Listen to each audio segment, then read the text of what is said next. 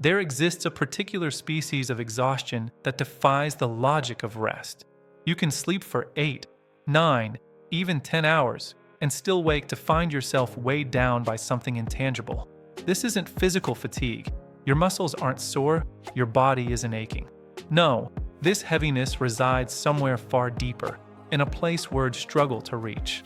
It's as though your very soul has become a pack mule, carrying invisible luggage you never remember picking up and can't seem to set down.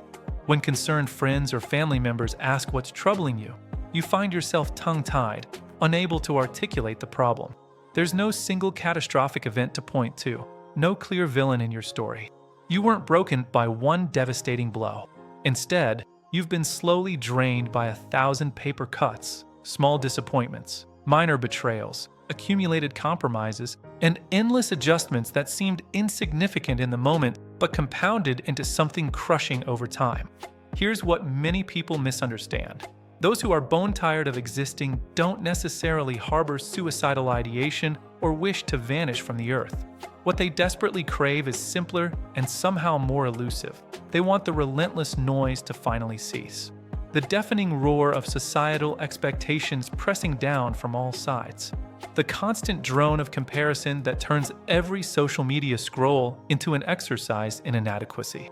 The exhausting performance of normalcy, of plastering on a smile and assuring everyone you're fine, when each day feels like playing a character in a production you never auditioned for, reading lines from a script you didn't write. Psychologists have given this state a clinical name: emotional exhaustion. It represents a critical threshold where the mind simply stops fighting, not because it's weak, but because its reserves have been completely depleted. Think of it like a bank account where withdrawals have consistently exceeded deposits for far too long. You've been spending emotional currency to simply survive, managing crises, meeting demands, supporting others, maintaining appearances, but receiving precious little back in return to replenish what you've given.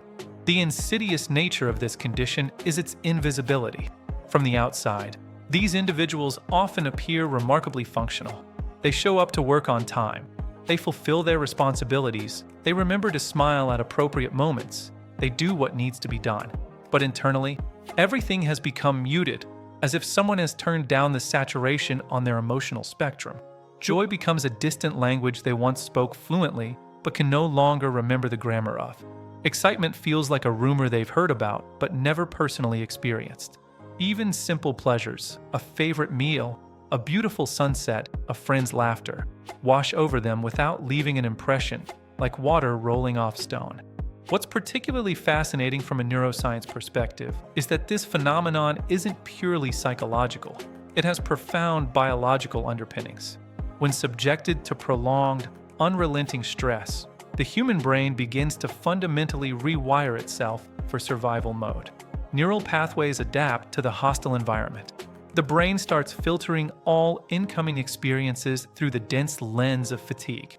The reward systems, particularly those involving dopamine and serotonin, begin to significantly slow down. Dopamine responses, which usually provide that spark of anticipation and pleasure, grow increasingly weak and unreliable.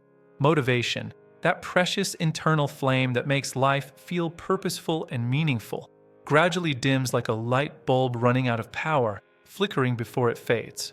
So when someone quietly confesses, "I'm just tired," understand that this isn't laziness masquerading as exhaustion. This isn't someone looking for an excuse to avoid responsibility. This is the mind raising a white flag, sending up an urgent distress signal. I've been carrying far too much for far too long, and I'm reaching my breaking point. This is the precise intersection where clinical psychology meets raw humanity, where diagnosis meets lived experience. Because behind every exhausted soul exists a story, and it's crucial to understand that it's not a story of failure or weakness. Rather, it's a story of relentless effort, of trying and trying and trying again. People who find themselves tired of existing are paradoxically often those who've tried the hardest to hold everything together. They're the designated peacemakers in their families, mediating conflicts they didn't create. They're the helpers who can't say no, always volunteering for one more task. They're the reliable ones who perpetually show up, even when their tank is running on fumes and they have nothing left to give. They've developed sophisticated survival skills for navigating chaos, learning to function in dysfunction, to smile through storms. But here's what they were never taught: how to rest in peace, how to be still without guilt, how to receive care instead of only providing it. Consider this carefully. We've constructed a society that systematically rewards productivity while devaluing peace. You receive praise, promotions, and public recognition for working overtime, for being the first one in and the last one out, for sacrificing your weekends and evenings. But no one celebrates you for taking a quiet day to think, to process, to simply be. You're lauded for pushing through, for grinding, for hustling, for demonstrating that you're committed. But you're rarely, if ever, commended for recognizing your limits, for slowing down, for choosing restoration over accomplishment. What happens when this becomes our cultural programming? People begin to fundamentally equate their inherent worth with constant movement, with perpetual productivity. Your value becomes measured by your output. And when you finally do stop moving, when your body or mind forces you to pause, guilt floods in like water through a cracked dam. A toxic voice whispers that rest is a form of failure, that stillness equals laziness, that if you're not constantly producing, you're not deserving. This guilt becomes part of the trap that keeps people imprisoned in quiet exhaustion. The mind begins its familiar whispered mantra: you haven't earned rest yet. You don't deserve to stop until you've accomplished more. Just push a little further. But here lies the cruel paradox. If you wait until you've earned rest, you'll never receive it. Because in our modern world, there's always more to do. Another email to answer, another deadline to meet, another expectation to fulfill, another problem to fix, another goal to chase. The finish line keeps moving. And so you keep running, your legs growing heavier with each step, even after you've forgotten why you started running in the first place. Here's one of the most painful yet liberating truths. Being tired of existing doesn't indicate weakness. In fact, it often means you've been strong for too long. You've carried emotions you never properly processed, simply stuffing them down to deal with later. Except later never came. You've shouldered responsibilities you never asked for, that were placed on your back by circumstance, by family dysfunction, by others' failures. You've contorted yourself trying to meet expectations that no human could possibly satisfy. And after years, sometimes decades, of pretending this crushing weight doesn't matter, of acting like everything is manageable, your spirit begins to whisper, then speak, then finally shout, I can't keep doing this. There's a specific psychological term for what many of these individuals experience: anhedonia, the clinical inability to feel pleasure. But understand what this really means. It's not about being sad in the conventional sense. Sadness at least has texture, has feeling. This is about profound emptiness, about existing in a state of emotional numbness. Imagine living your entire life in grayscale, where even objectively good things, a promotion, a compliment, a celebration, register as emotionally neutral. Nothing quite reaches you anymore. This happens when the brain, in its evolutionary wisdom, enters self-preservation mode. It's actually a protective mechanism.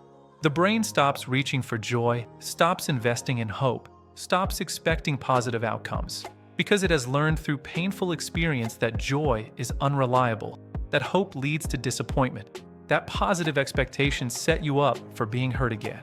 It becomes emotionally safer to expect nothing, to feel nothing, than to be disappointed one more time. People in this state often begin pulling away from social connections, not because they've stopped caring about others or because they've become misanthropic. Rather, because social energy becomes prohibitively expensive. Even small talk, those brief, seemingly insignificant exchanges about weather or weekend plans, feels like attempting to lift a mountain. The simple act of being present with another person, of performing the dance of normal social interaction, becomes utterly exhausting. They might cancel plans at the last minute, offering vague excuses. They might grow silent in conversations, present physically but absent mentally. They might spend increasing amounts of time alone in isolation. But here's the critical thing most people misunderstand. This isn't antisocial behavior born from hatred or disdain for others. This is a nervous system that has been pushed beyond its capacity and simply cannot handle one more emotional demand, one more request for energy it doesn't possess. But here's something crucial to understand. These individuals aren't giving up on life. They're trying to protect what's left of themselves. When the external world becomes too loud, too demanding, too overwhelming, isolation begins to feel like a form of sanctuary. It's like finding shelter during a violent storm. Yes, the silence inside that shelter can feel empty, even lonely, but at least it doesn't actively hurt. At least the rain isn't pelting your skin, the wind isn't knocking you down. This kind of fatigue is cumulative. It builds slowly, imperceptibly, over years of emotional suppression. Think of every time you said, "I'm fine," when you absolutely weren't. Every time you manufactured a smile to avoid making others uncomfortable with your pain. Every time you stayed silent to keep the peace, swallowing words that needed to be spoken. Every time you prioritized someone else's comfort over your own truth. Each of those moments adds a small weight to the load you're carrying. Individually, they seem manageable, even insignificant. But collectively, cumulatively, they compound until one day you wake up and realize you simply cannot fake having energy anymore. The performance has become impossible to maintain. That's when you start noticing the small but telling signs. Music that once moved you doesn't hit the same way. The lyrics feel distant. The melodies fail to stir anything inside you. Laughter, when it comes, feels forced, performative, hollow. Time itself seems to distort, moving simultaneously too slowly and too quickly. You look around at your life, at the days bleeding into each other, and find yourself wondering when exactly life stopped feeling like life and started feeling like mere existence. There's another profound dimension to this experience, meaning fatigue. When people lose touch with what gives their life genuine purpose, when the why behind their actions becomes murky or disappears entirely, everything starts to feel oppressively heavy. It's not that they hate their existence. Hatred would at least be a feeling. It's that they can't identify a compelling reason to keep repeating the same patterns. Wake up, work, scroll through social media in a daze. Sleep, repeat. Days blur together in an indistinguishable mass, and slowly they begin asking questions that terrify them. What's the point of all this? Why am I doing any of this? But here's something most people miss. The question itself, what's the point, isn't inherently hopeless or nihilistic. It's actually a sign of awakening, of consciousness stirring. Because when the soul asks, what's the point? It's really saying something profound. I need a reason to stay. I need something real to hold on to. I need purpose, not just routine. This moment, as bleak and dark as it feels in the living of it, is often precisely where genuine transformation begins to become possible. Because tiredness, in its deepest and most profound form, is a signal, a message from your subconscious self saying, something in your life is no longer aligned with who you truly are. The person you're being and the life you're living don't match. And that realization, while undeniably painful, can also be powerfully freeing. It means there's something authentic waiting to be reclaimed: purpose, honesty, peace, or even simple moments of genuine contentment. One of the most profound discoveries in psychological research is this: meaning is medicine. Viktor Frankl, the Austrian psychiatrist who survived the Nazi concentration camps during World War II, wrote in his seminal work, Man's Search for Meaning, that humans can endure almost anyhow, any hardship, any suffering, any trial, if they have a clear why, a compelling reason that makes the suffering meaningful. People who manage to rediscover or reconstruct their why often report that their energy begins returning. Not instantly, not dramatically, not like flipping a switch, but gradually, incrementally, like the slow return of feeling to a numb limb. The tiredness begins to shift its essential character, from the tiredness of despair to the tiredness of growth.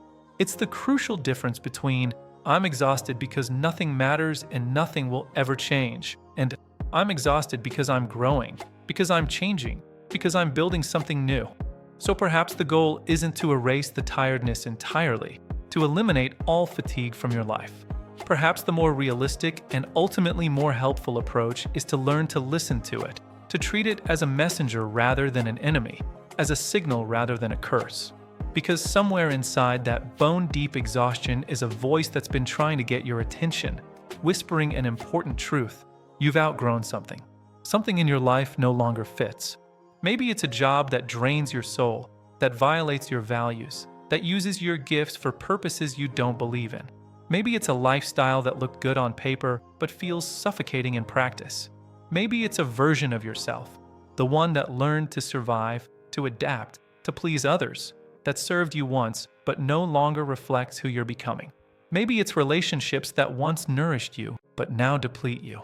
And if you're feeling that pull, that quiet but persistent ache that says there has to be more than this, you're not broken. You're not damaged. You're not failing. You're awakening. There's a strange and unexpected beauty in this realization, because people who've intimately known the weight of emotional exhaustion, who've walked through that valley, often emerge as the most compassionate, empathetic souls you'll ever encounter. They develop an ability to understand pain without requiring words. They can sense when others are struggling, even behind the brightest smiles, even behind the most convincing performances. They learn to speak more softly, to love more deeply, to value honesty and authenticity above all else, because they've learned through painful experience that pretending doesn't heal, that performance doesn't satisfy, that masks eventually suffocate. And maybe that's the profound paradox of being tired of existing. It humbles you in the most necessary way. It strips away illusions and pretenses. It removes the noise, the performance, the carefully constructed facade. It forces you to look directly at what's real, what's true, what actually matters. You start to realize that life isn't about constant achievement, about endless motion, about checking boxes and meeting metrics. It's about alignment, about finding and creating those quiet spaces where you can breathe without pretending, where you can exist without performing. If you're listening to this right now and something in these words resonates deeply, if you recognize that invisible fatigue, that quiet ache, that sense of going through motions, please remember this. You are not alone in this experience. You are not strange or broken for feeling this way. You're simply, beautifully, imperfectly human, trying to navigate a world that has often forgotten how to rest, how to be still, how to find peace in the midst of chaos. You don't need to fix everything at once. You don't need to force joy or manufacture energy you don't possess. All you need to do, just for now, in this moment, is stop running from your tiredness. Stop fighting it. Stop being ashamed of it. And start hearing what it's trying to tell you. Start listening to the wisdom hidden in your exhaustion. Because sometimes, perhaps more often than we realize, being tired of existing isn't the end of your story. It's not the final chapter. It's the beginning of living differently, of living authentically, of living aligned with your deepest truth. And that beginning, that first tentative step toward a more genuine existence, might just be the most courageous thing you've ever done.